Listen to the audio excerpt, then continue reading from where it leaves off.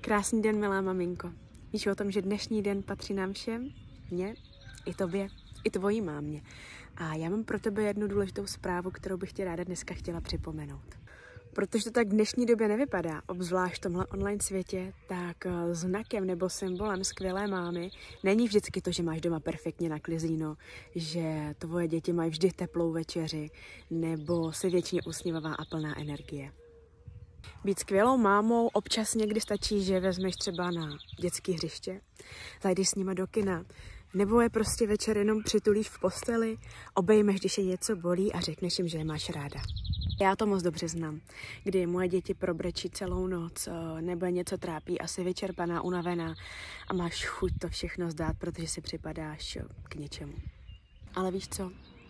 Pro tvoji rodinu a pro tvé děti budeš vždy ta nejlepší, nejkrásnější a nejúžasnější máma na celém světě.